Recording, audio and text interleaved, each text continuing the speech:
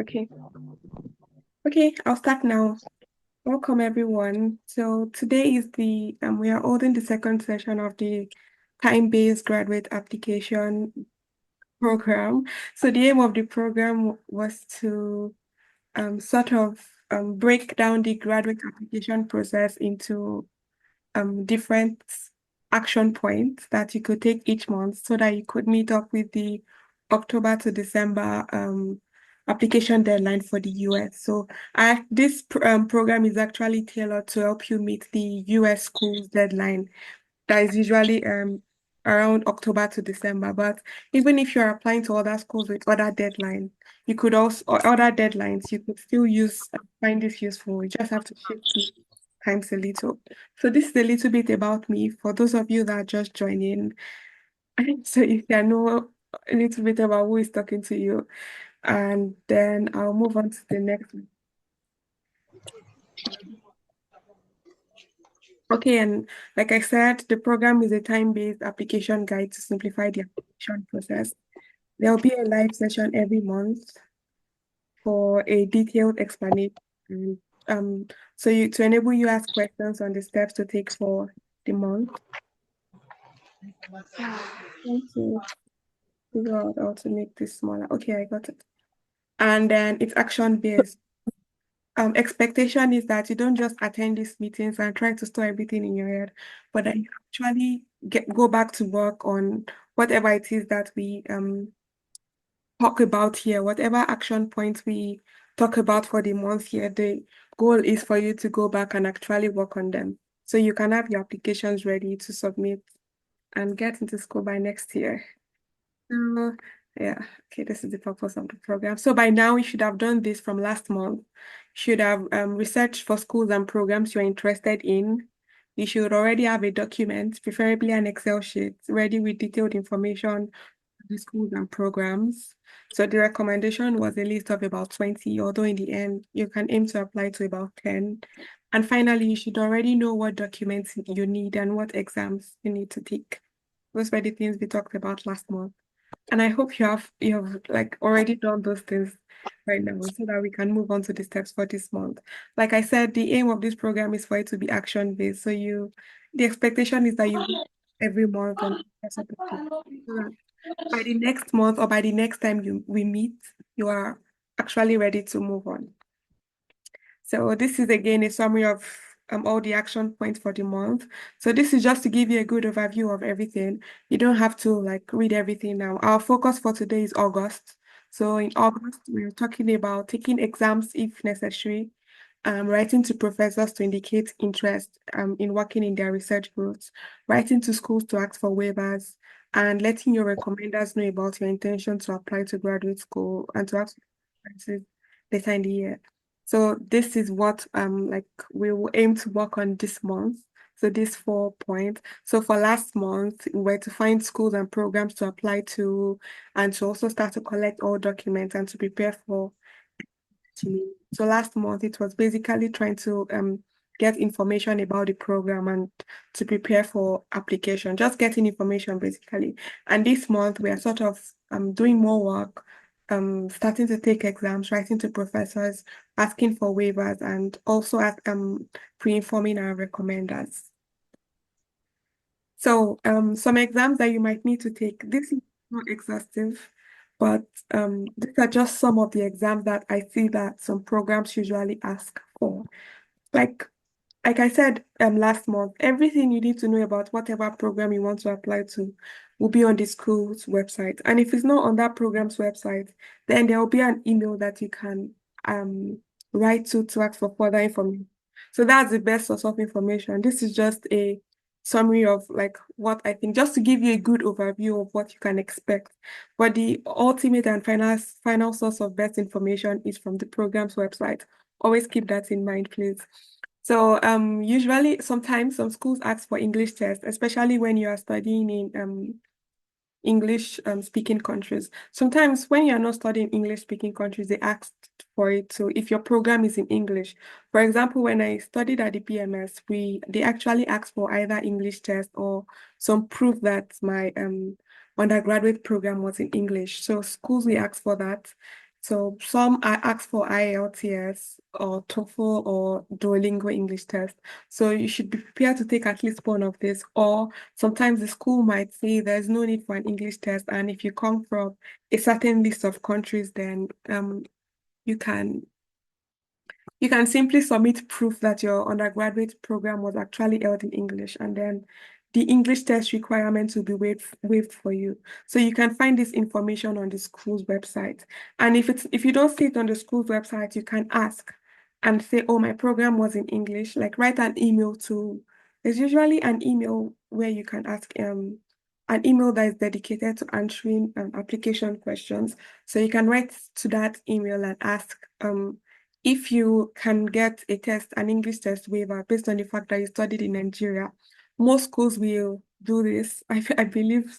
So I've seen a few schools that still ask for English test even though you studied in Nigeria, but or I think also for India, there's usually a list of countries that I think usually countries where their official language is English. If your country,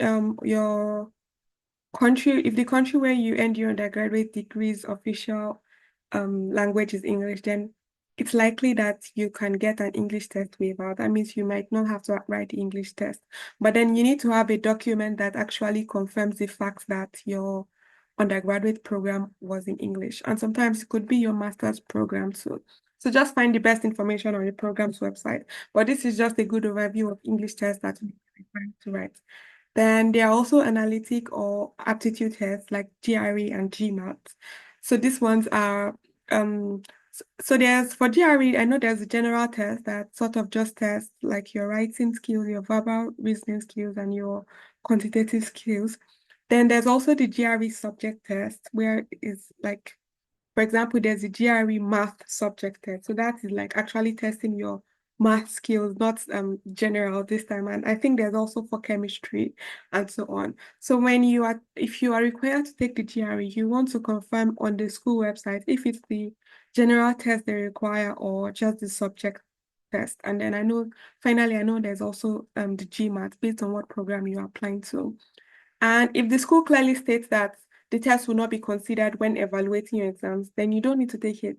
For example, when I was applying to school, I saw some schools that said, "Oh, you can upload your GRE score if you want, but it won't be considered."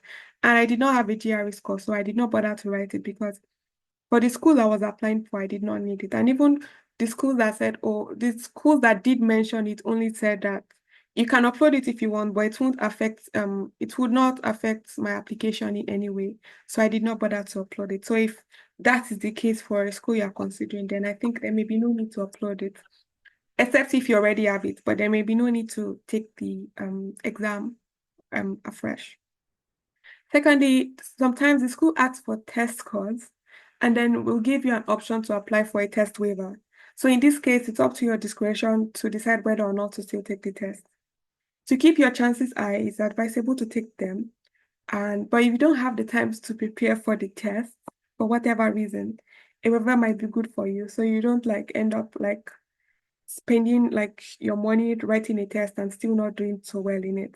So take your time to actually think about what works best for you in your particular situation. And some schools finally may not even allow you to submit an application without writing a test. So in those cases, it's either you write a test or you don't apply to those schools. So I think that's it about the exams.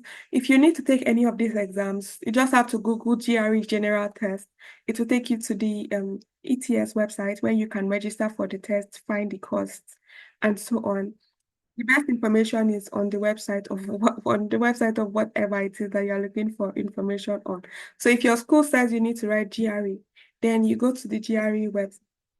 If it's IELTS, you go to the IELTS website, and then there'll be information on how you can register and actually take those exams. So yeah, and then you should prepare for it. There are also preparatory materials around. So if you look for them, you'll find them. And so the aim is for you to actually this month to get enough to, first of all, well, you should have done that by last month. You should already know which programs you are applying to and which exams they want you to write.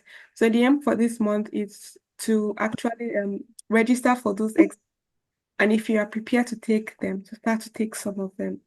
And the good thing is that you can use one GRE test for as many applications as you want. I think they have a certain number of years after which they expire, but for an application, you can use the same test score for many applications.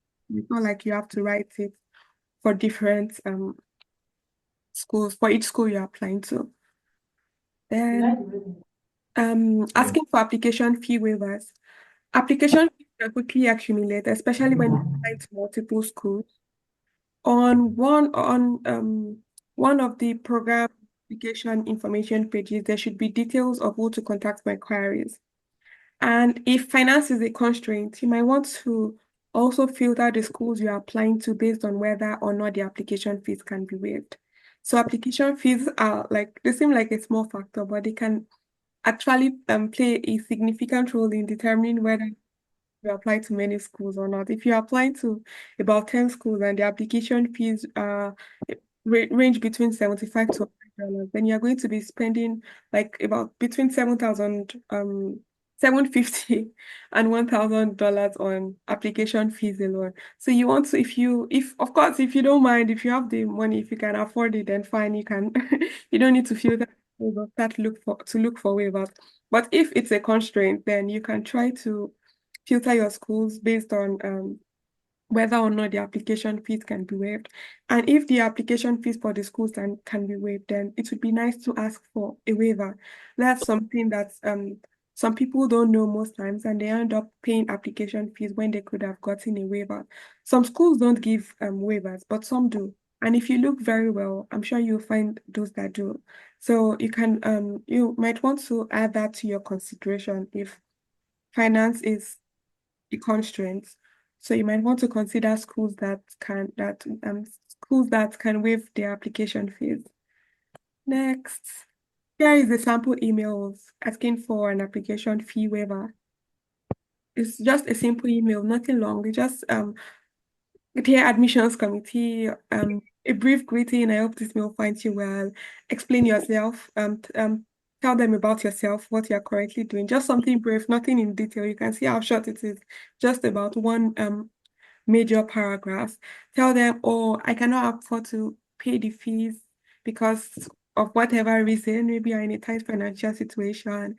Give a good reason and ask for the waiver. That's all. And then some schools require like just an email as simple as this.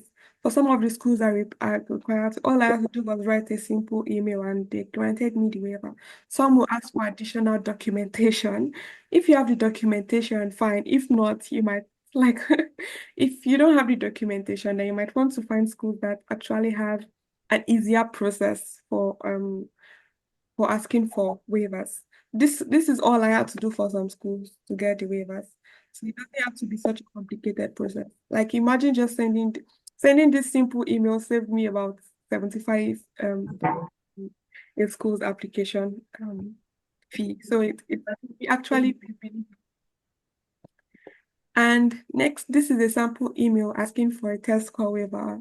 This is thanks to my husband because I never really asked for a test score waiver before. But when he did his MBA, he asked for a waiver for his GRE test score, and he got for all the schools that he asked for waivers for, if I'm correct. So this is a good sample. So also nothing long. So for this one, you might want to go into a little bit of more detail, a little bit more detail to explain why you actually should be given a test waiver. So it could be your undergraduate records, work rate, research experience that you had previously, whatever. Just think of whatever you put yourself in their shoes and think of why you would want to give someone a waiver and explain that. And then if there's any particular reason why you should not write your GRE exams, maybe because your passport is taking a long time to be delivered or whatever reason it could be, you might also want to include that here. Just explain yourself very clearly, defend your points very clearly, and that's all. And ask for the waiver and also assure them that even without the waiver, even without the test score, you still believe you are a very good and strong candidate for that program you're applying to. That easy, and hopefully you the waiver. So yeah, this is a sample email for asking for a test call waiver. And next, the CV. So for the CV, your CV should basically give you of all what you're about. And your academic CV would be different from your work CV.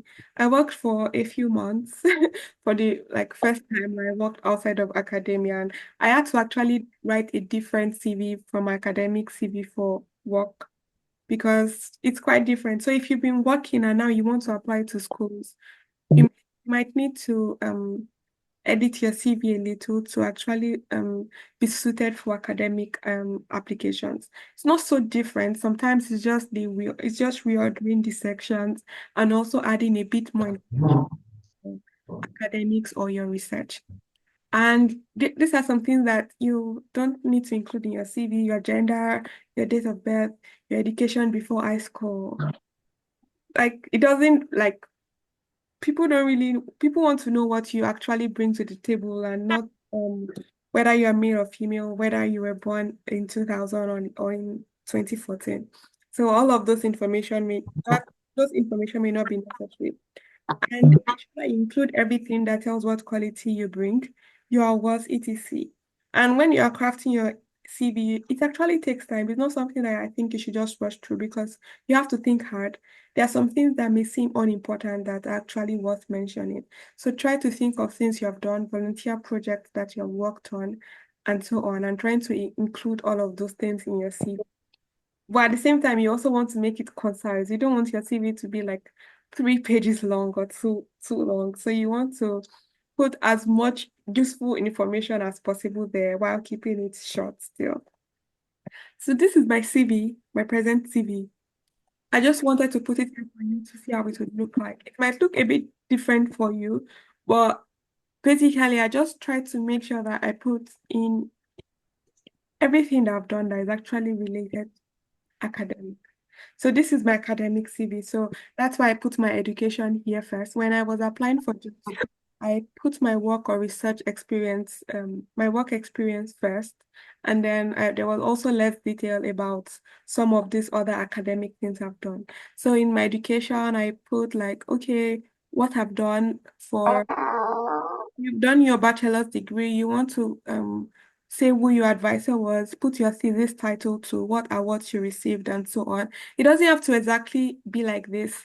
The reason why I put this is just so you can have enough um you can have a good sample of what it looks like to have good information on your CV. You want it to be detailed, listing awards that you remember that you've gotten, and everything about you, make sure you put it. Even for example, here I put that, or I was a co-organizer of what if seminars at the BMS.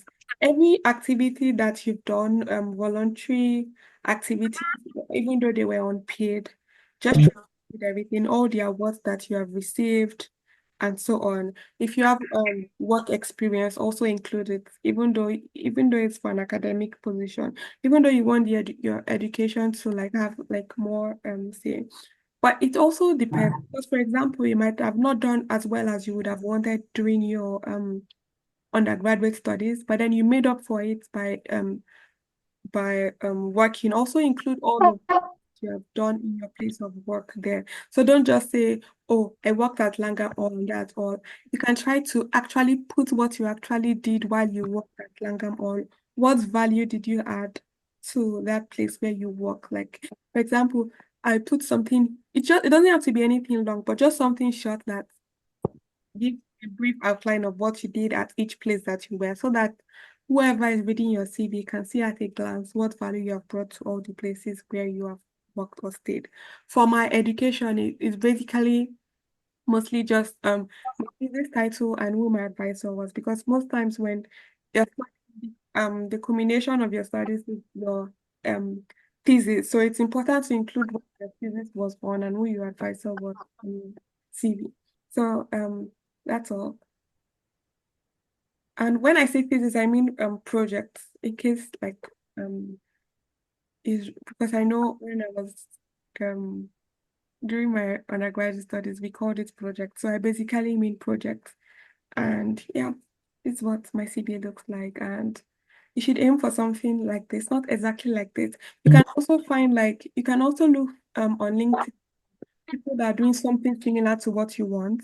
And then if they have a personal website or something like that, you can get to see their CV, see what it is like, see what information they have put in there, and you can try to make your CV look something like that.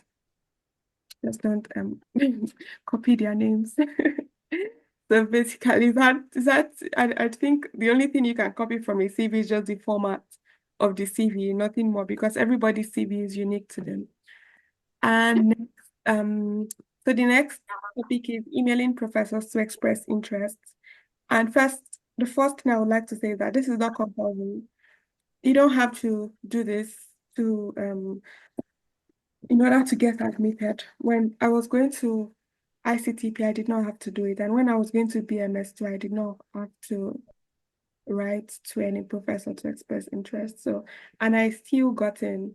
So it's not compulsory at all. It just somehow improves your chances, especially when there's a large pool of applicants. But at the same time, it could also reduce your chances. I feel it could reduce your chances if you make a poor first impression. So you want to make a very good first impression. And before you send an email, make sure you have adequate information about the professor and their research interest. Don't just send like generic emails like maybe like you just pick 10 professors and you just send the same email to them. Dear professor, I hope I'm planning to apply to your program, and then you send the exact same email to all the different professors without anything that shows that you have actually put it to Shut learning. up. This is able to make chickens. And I they come back. everyone now. So I'm not sure I want to. Okay. Yeah.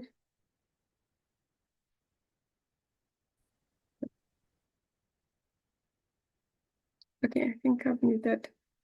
Yeah, thank you.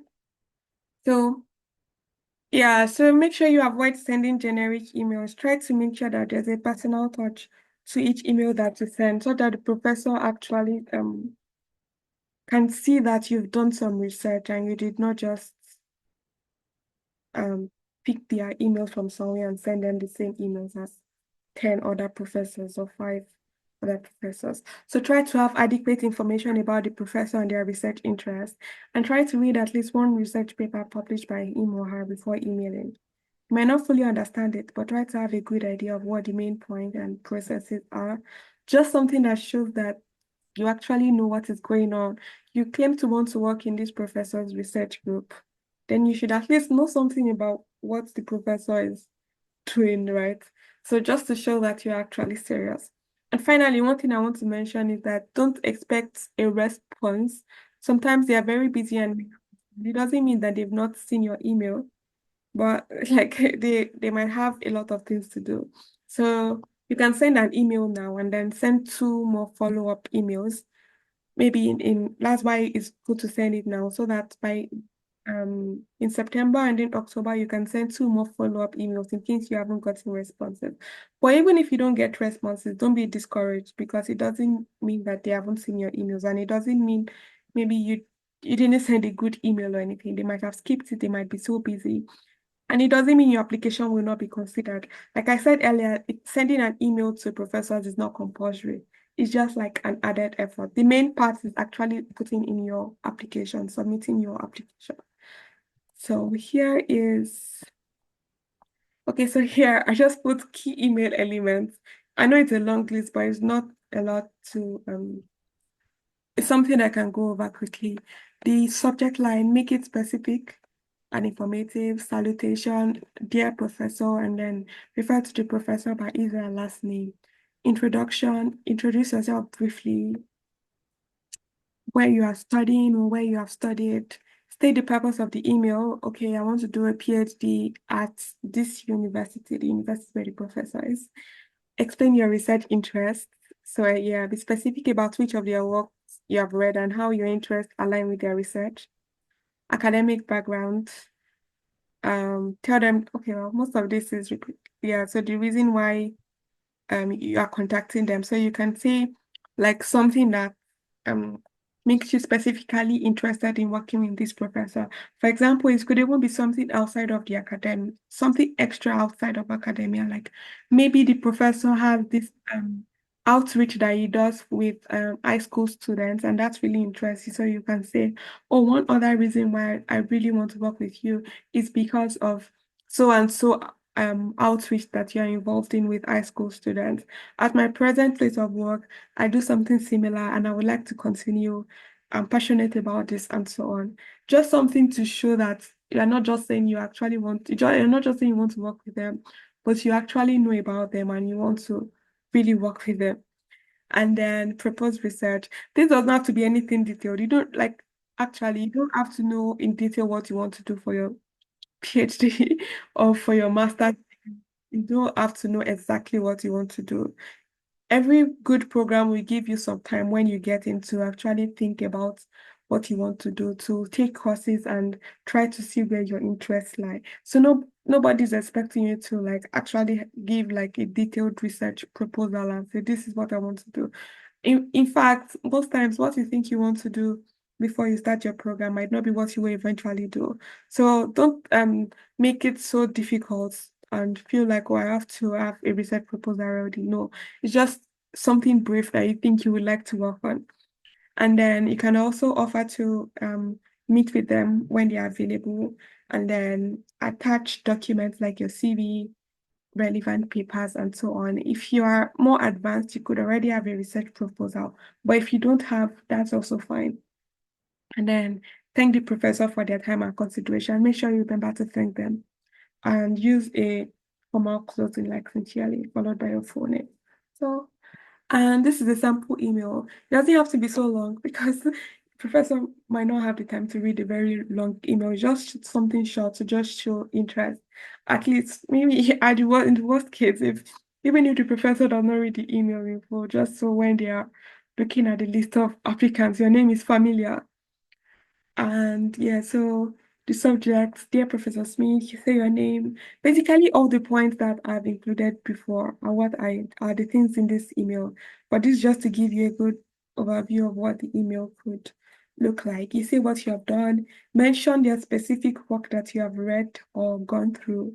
Say, like, try to say something about the paper, about the research paper that you actually like, not just, oh, I read your paper and I love it. You can say, okay, I read your paper where you used this method to do this, or where you worked on this, and then say why you're actually interested in what method the professor used or what the person worked on. Maybe something similar to what you did for your undergraduate project, or it's something similar to what you're presently doing in your place of work, or it's like a what's the word? It's like a continuation of some work you have done before in the past. Whatever reason it is, just try to align what the professor is doing, what you have seen in the professor's work with where you are presently. Yeah, I think that helps. And then make yourself available to discuss further, to have a meeting with the professor and so on. And then close. Nothing too long. You send this email. Don't expect too much. Don't expect an immediate response. You could get, you might not get. But don't be worried. It doesn't mean you won't get admitted.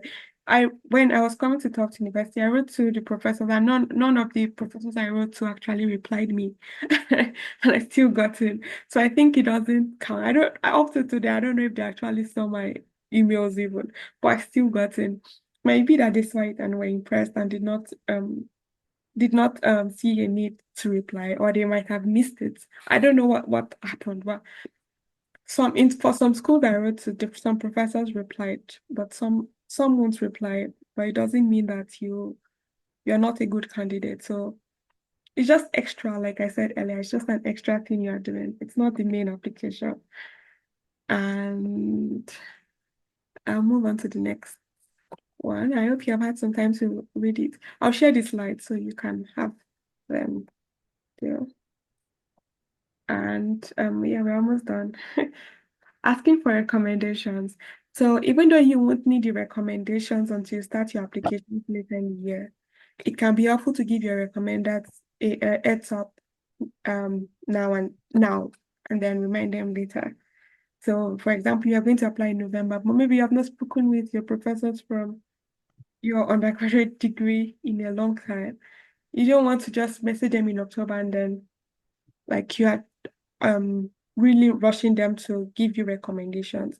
It would be good if you already like let them know, have an idea that this is where you are now and this is what you want to do later in the year so they can be prepared.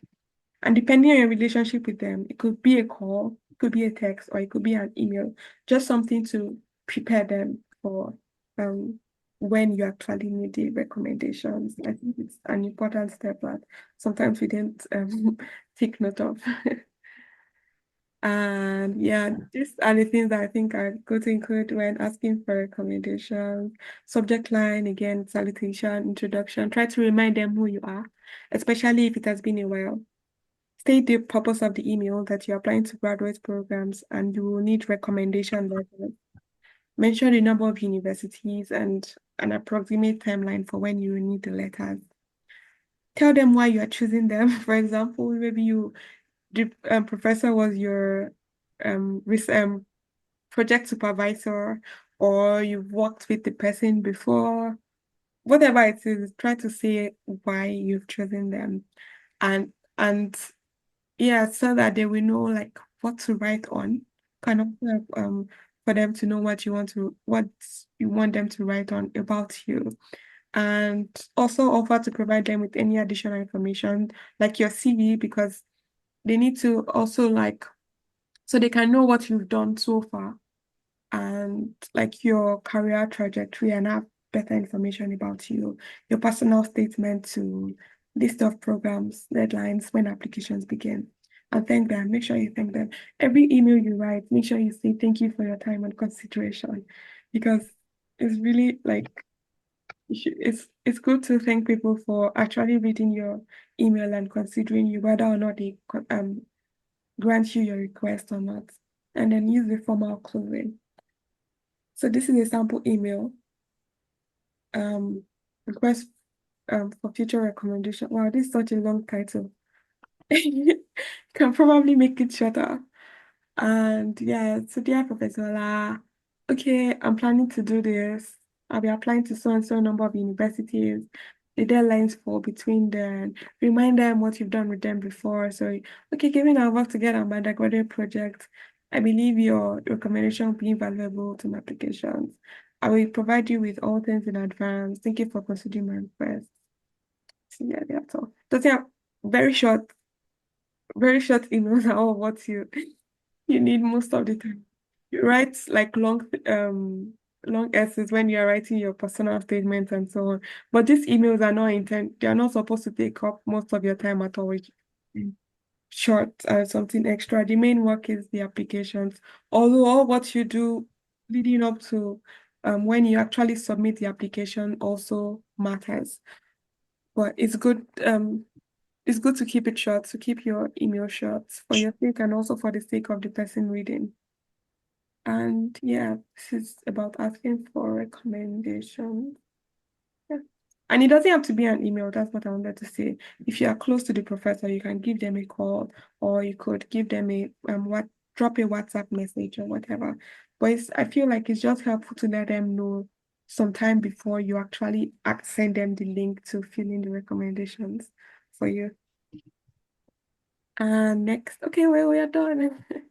So my next session, know what exams you need to write by researching the school's website and register for them. So they can be quite expensive. So you may not be able to register for them now. You may need to like save up some money. So we can leave this until like next month. Depending when you're able to get money to register for them, you can just start preparing for them. Write to the school on your list to request waivers, either application fee waivers or um what's the other one? Test score waivers. And then have your CV ready. Write to professors to express interest in their research. It's not compulsory, but it could be helpful. And then pre-inform your recommenders. You can leave this until next month if you don't have enough time. Yeah. But if you can do all of this, because the reason why I said you can leave this until next month is because I feel this can be a lot, especially if you're actually taking exams. If you don't have to take exams, then you might not have so much work to do this month. But if you're actually taking exams, the things for you to do between now and next session could actually be a lot. And that's why I put the option to leave pre-informing your recommenders until next month. Yeah. Well, these are the things that's really nice to have ready by next session. And I'll be grateful if you've already done all of these things. So I want to actually ask about the last session and to know what people have actually done. So so for July, we were supposed to research for schools and programs we're interested in. So if you've already done this, can you please raise your hand? I just want to know if people are actually like following. Can you see the reactions? Okay, thank you. Yeah, so if you've already researched for schools and programs you're interested in, okay, okay, I see. Oh, that's nice. Yeah, I see like about 5 people have. Okay, that's nice. For those of you who have, okay, more people are raising their hands, and that's very nice.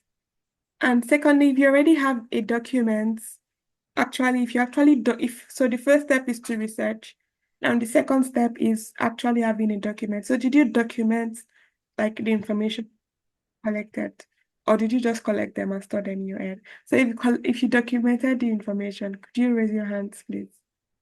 Again, okay, oh, that's cool. Thank you. And how many of you already know what documents or and exams you need to take? What documents you need and exams you need to take? Well, this is still under researching, but you know which specific documents and exams you need already. Okay. Thank you. You can drop your hands now. And I'll take questions before we go. Okay. Yeah, use an Excel sheet. Thank you. Thank you. Thank you. Okay, so I'm looking at the chat now, and I'll try to answer the questions from the beginning. If you have any questions, please type it in the chat so I can. Um, okay, Lina here says my PhD applications are getting rejected. Well, I think that's what comes with applying. It's not like they're not always accepted. Some will be rejected. Some that I also applied to got rejected, but you just need one acceptance and you'll forget all of the rejections. So just keep applying and try to see what um you can do differently from what you have been doing before. Maybe it could be the personal statement or whatever it is. Just try to look at what it is that you're doing, that you've been doing that you could actually improve on. And sometimes it could just be like the school. It might not be that you're not a good candidate. It could just be the programs that you're applying for. You might not just be a very good fit for that particular program. For example, when I applied to the US, I applied to like different universities and I got accepted to some and not to some. And it's not because I wasn't a good candidate, but I was just a better fit for some universities than other universities. So the fact that your applications are getting rejected does not mean you're not good enough. It could be, like I said, either that there's something that you can improve on in the applications, or it could also be that you're not a very good fit for some of those programs. I think those two reasons cover it. So hopefully by the end of this, like by the time you put in your applications this year, after attending these sessions, you're able to see what it is that you can improve in your applications. And I hope you get in, but don't feel bad because your applications were rejected. It's always like that, right? Some will be accepted and some will not. Yeah, very good. Thanks. And then Oluwasegun says there was a last session. Yes, there was in July. It started, the first session was in July, August. Then the plan is to meet once every month until December, so we can keep track of the application process. And Lena asked, what's the validity of those English language tests? I mean, yes, I actually don't know. I don't know. The best place to know is from the website of either of the test, like maybe IELTS or TOEFL or Duolingo. They will have all the information about the validity and every other question you may have. I'm applying for data science PhD programs. Can I include work history related to data science? Yes, you can, because everything that you've done actually counts. Being able to actually work also says a lot about whether or not you will be a good fit for a PhD program, because PhD is also work. And if you have a good work ethic, then you will, well, the chances are high that you'll do well in your PhD program too. So it's a good information to add to your application or to your CV. And I actually had a question around selecting schools, programs, and identifying professors. What if you're interested in a certain school or program and can only find one or zero professors with similar research interests? Do you skip them? Yeah, exactly. Yeah, it depends. One thing to note is that sometimes you may think this is what you really want to do, and you get into school and you actually change your mind. So if you're not completely sure, you can still apply to the schools. But if you're very sure that this is what you want to do, maybe you want to work on, I don't know, molecular biology is very specific, and there's no professor doing that in the school, then there's no point, because you actually want to be supervised by someone who knows what you are doing. At least that's what I think. But most times, okay, maybe I don't know if it's most times, but sometimes what you feel like you want to do before you enter school might actually change. Maybe not completely, but it might shift a little. You might take some courses and find out that, oh, you actually enjoy this course. You actually like doing this, and change your mind and do something quite different from what you had in mind before applying. But if you are the answer to this question is, if you are totally sure that this is what you want to do for your PhD, maybe if you already started some work in that direction before, and you know you want to continue, or for whatever reason you're very sure, then there might be no point applying. If there's one professor, well, there's still a chance that you can get to work with that professor, right? But if there's no professor at all, then there's really no point, because the main aim of a PhD is working on a research project, and you need someone to supervise you that actually knows what you are working on, that is actually knowledgeable in that area. So I would say there's no point. You want to find schools that actually have a strong a strong what do I say? A strong footing in the research area that you want to pursue. But if you are not very sure, I would say you should still apply. If you're not very sure, and in general you like the school, maybe you like, because there are many things to consider also about the school. So if you really like the school and you feel like sometime in the future your research interest might change, then it's still good to apply, what I would say. And um how to get admission to PhD programs in schools like BMS, one graduate school, Max Planck, etc. What they actually look for. Well, I would say one thing they actually look for, to be honest, is your grades. So the thing about applying to popular schools is that, or let's say popular, yeah, popular and like top rated schools, like, oh, Harvard, MIT, and so on. Yeah, they sound like very good, and because they are popular and they have a big name, most of us want to go there. But we cannot deny the fact that they actually have a very strong emphasis on grades.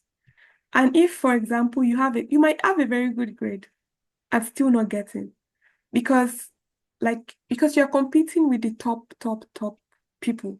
And even though you're a top person, you're also competing with top people that are actually from that country where the school is located. So do you get the problem? So the problem is not that you are not good enough. You could actually be very good, but then you just have so much competition that, like, you actually your application is not able to shine as much as it could. So while it's good to want, like, to go to big schools, sometimes it's advisable to go to a school that has a higher acceptance rate. Of course, not like a poorly rated school, but maybe not necessarily a popular school. especially if your grades are like not so high. If, for example, your grades are like high but not too high, because for example, for MIT, many people that go to MIT have perfect CGPAs. So you could actually have a CGPA of 4.9 and still not get in. Not because you are not good, but because you are competing with people that are far better. So that's why when in the first session I said like don't just say, oh, I want to apply to top schools, I want to go to MIT or nothing, I want to go to Harvard or nothing, or and so on. Try to apply to like a wide range of schools. Some of the top schools that you really want, some like um good schools, like very good research institutes that may not be as well known. Because in the end, it's not just about, oh, I went to MIT, but you actually want a program where you can actually grow, where like your specific talent can actually be recognized and nurtured.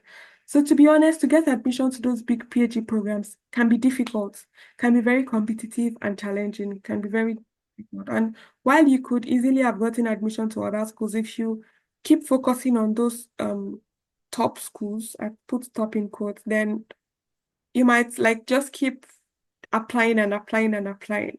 And like I said, not because you're not good enough, but because you're competing with people who are equally as good and who have other leverage, other factors to leverage on. So what they actually look for, it's great. I don't know exactly what they look for, to be honest, but I know one thing they look for is very good grades. There may be other things, but one thing they really do look for is very good grades. And thank you, thank you, thank you. You're welcome. Thank you so much for joining. Is it possible to get into schools like MIT? Or someone even asked like similar to Lina's question. So I believe I've covered it in my answer to Lina's question. It's very possible if you have like very good grades and well, you can just apply and see if you get in. I'm not in MIT, so I can't really give a perfect answer to that. But like I said, don't let your focus just be on one school. Try to apply to a wide range of schools as much as possible. And someone says, can one start application while on a master's program in a home school? I don't really understand this question. What do you mean by homeschool? If you could put in the chat what you mean by homeschool, that would be helpful, please. Thank you, Adishala. And Ebube says, how can one go about writing and publishing a research paper about related topics of interest? My undergraduate thesis does not really align with my master's research interest, and I want to start from scratch on my own.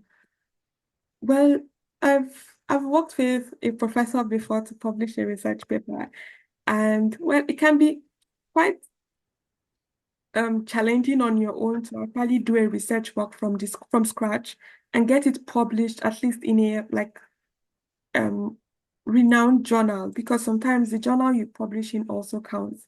So it's not just enough to just write a research paper and just publish it.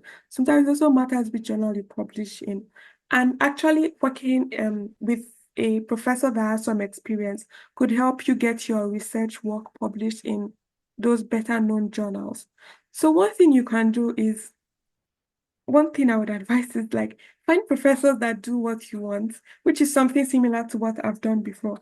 Find professors that do something similar to what you want to do, and just offer to volunteer to work with them, not for a fee, not for anything, just to say, like, just write them emails that, oh, I see what you do in this. I want to do this. I'm interested in this research area. Tell them about yourself, workforce, and I would like to contribute to your research in this way. Tell them what you can do. For example, oh, I'm skilled in with coding in Python, or I'm skilled with doing lab work and so on. And how can you contribute to their research?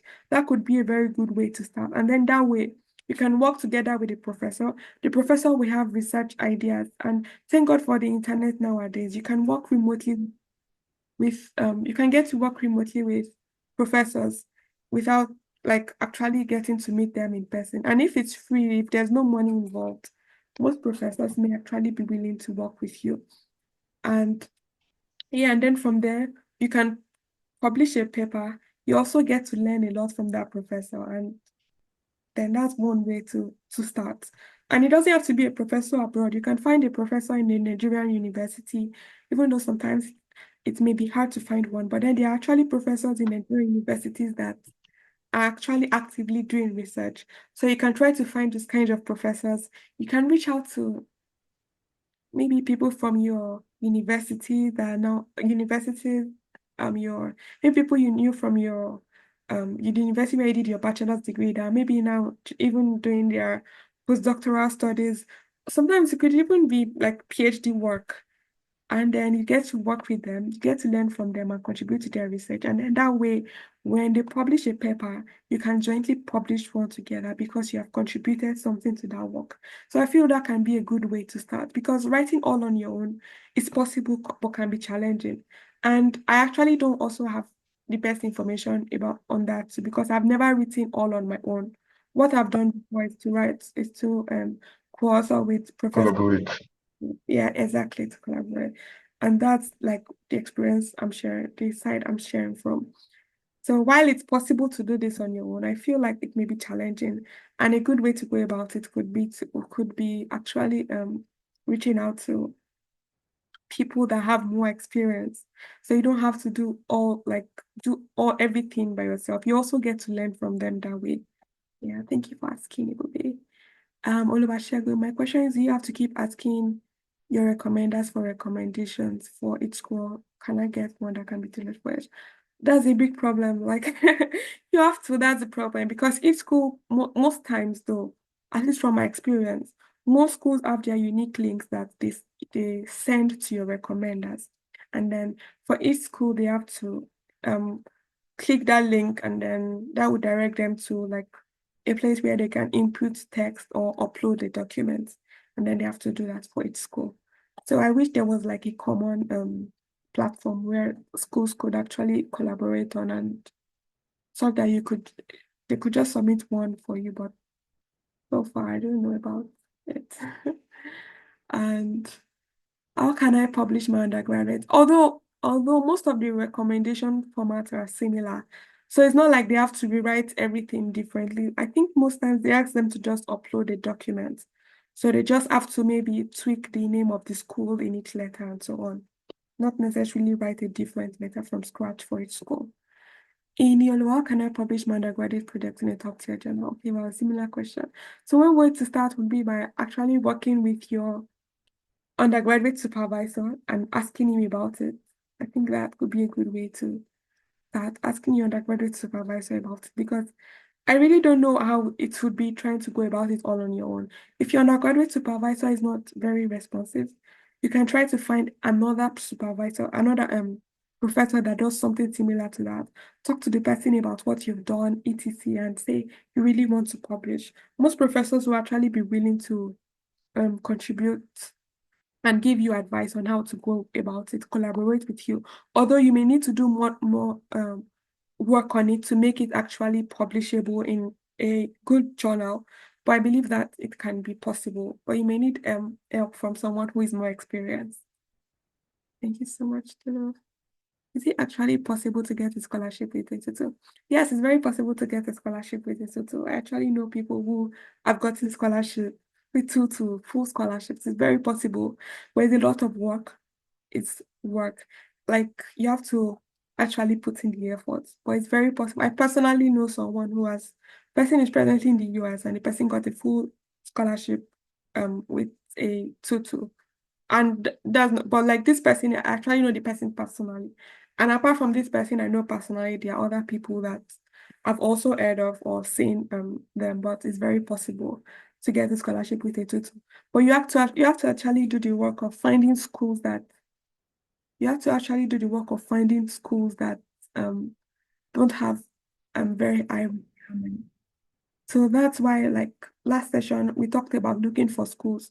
That point is very important. It may seem like, oh, it's just to look for schools, I will do it very fast. But if you actually want to give yourself a high chance, you want to put in a lot of effort into finding schools actually um that actually fit in um with your grades and with your person, with what you have available for the application.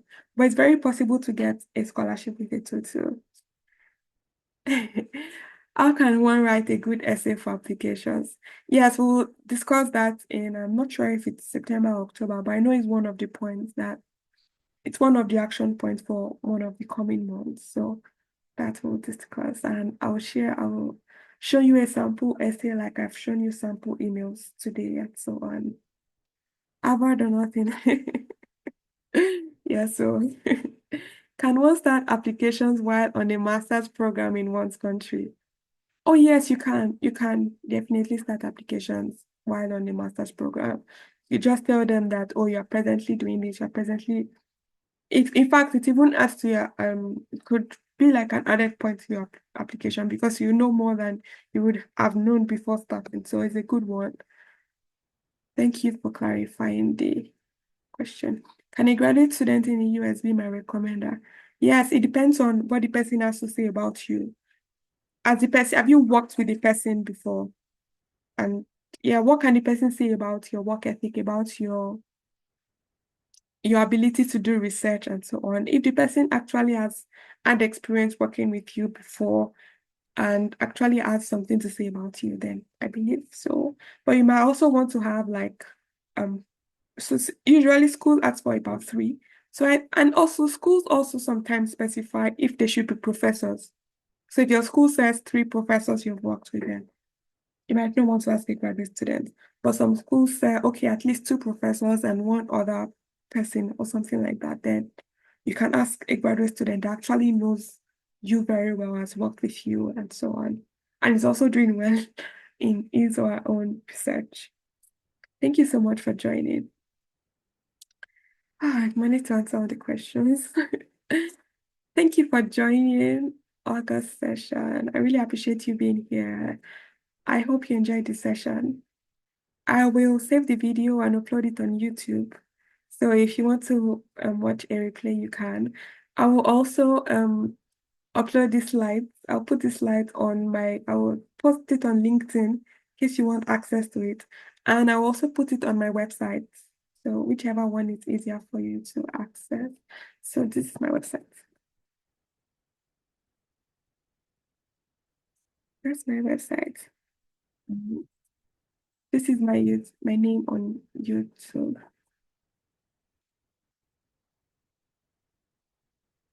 Yeah. So Okwala was my previous surname, and Olaladula is my husband's name that I'm taking now. That's why I have two names. Thank you for joining. I hope you have a wonderful week and month ahead. And please try to make sure that you do all of these things by September. So let there be more hands raised up next month when I ask them who has done August. Who has done in August, please. Thank you so much for joining. Bye. Yeah, you're welcome, everyone. Thank you, Innocent. Thank you, Timmy. Bye, Bashirat. Bye, everyone.